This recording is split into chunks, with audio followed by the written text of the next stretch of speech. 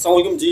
आप और मैं अखलाकी तौर पे वो गिरे हुए लोग हैं जिन्हें कातिल करार दिया जाए तो गलत नहीं होगा। कराची में जो बूंद बूंद पानी को तरसता हुआ शहर है, उस शहर के अंदर सिर्फ 250 मिलीमीटर बारिश ने 11 से 12 अफराद की जान ले ली। किसी की बीवी मोटरसाइकिल से गिरी तो उसके हाथ से बच्चा पानी में गिर गया और उसे अस्पताल जाना पड़ा ताकि फेफड़ों से पानी निकलवा सके।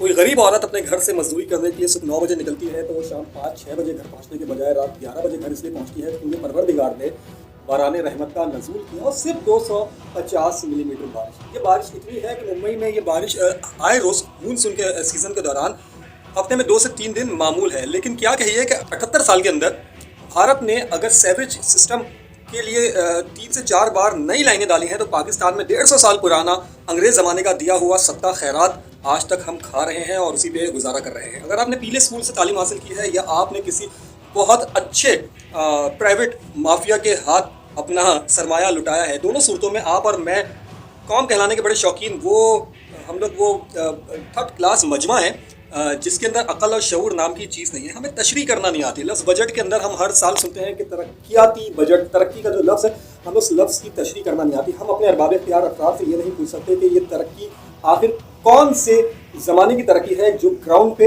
एक इंसान के इनफरादी जो उसकी ज़िंदगी है, उसका लाइफ स्टाइल, उसको चेंज करने के लिए काम नहीं आती। और उसके बाद पाकिस्तान का एक सुकून जो सहाफ़त कहलाता था उसको इस तरह से ख़रीदा गया है कि सरकारी इश्तिहारात के ज़रिए तमाम मीडिया नुमाइंदगान के ज़बानों पे ताले लगा दिए गए हैं, मीडिया मालकान की ज़बानों पे ताले लगा दिए गए हैं। अब कोई सच नहीं दिखा सकता, कोई सच नहीं बता सकता। ये 250 मिलीमीटर बारिश जो है ये कराची में अगले 4 महीने के लिए बोरिंग के पानी का इंतज़ाम कर गई है। लेकिन इस 4 महीने के पानी के लिए 11 जवान जनाजे जो हैं वो आज उठे हैं। और अब जो बारिश होने वाली है अगले 1-2 दिनों के अंदर उसमें मज़ीद कितनी अमवात होती हैं।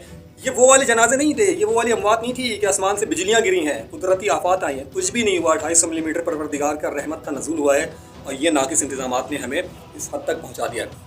एक बात मैं आपको और बता दूँ, आपने सारी ज़िंदगी जिन लोगों को वोट दिया, जिन लोगों से आपने काम की तवक्को की, उन लोगों ने आपको क्या दिया, उसके बावजूद आज आप कोई गाना लगा दें किसी भी सियासी जमात का तो कराची की सड़कों में नौजवानों का रश लग जाएगा जो भंगड़े डालते फिरेंगे, डांस करते फिरेंगे। यही आपने जश्न आज़ादी में देखा, यही आप किसी भी सियासी जमात के इवेंट्स के अंदर देखते हैं। तो इस कौम के शऊर का ये आलम है, इस कौम का शऊर इतनी बुलंदी पर पहुंच चुका है कि आप इस बात को गवारा कैसे करेंगे कि आप ही कातिल हो, मैं ही कातिल हूँ। हमें कभी पीका ऑर्डिनेंस के ज़रिए हमारी ज़बानें बंद कर दी जाती हैं, कभी हमें पैसे दे के हमारी ज़बानें बंद कर दी जाती हैं, कभी हमें उठा लिया जाता है, कभी हमें थ्रेट्स अलग नौयत के दे दिए जाते हैं, कभी हमें ब्लैकमेल किया जाता है। ये उन लोगों के लिए है जो कुछ बोल सकते हैं और उन लोगों के लिए तो बिल्कुल नहीं है जो सोच भी नहीं सकते। ये 11 जनाजे जिन घरों में उठे हैं ना, आपके घर भी हो सकते हैं। जो माएँ रो रही है वो आपकी माएँ भी रो सकती है। और अगर कोई अपने बच्चे अपनी औलाद के लिए रो रहा है तो खुदा न खासा ही आप भी हो सकते हैं। बेशुमार इमारतें हैं जो गिरने के दर पर है, जिनकी छतें गिरने वाली है। लेकिन आप ठंडे कमरों में बैठ के फैसला तो कर सकते हैं कि इन्हें सील कर दिया जाए, लेकिन आपके अंदर खिलाफ की जुर्रत नहीं है कि आप उन जिम्मेदारों को गिरबान से पकड़ के लाएं कि इनके नक्शे किसने पास किए थे।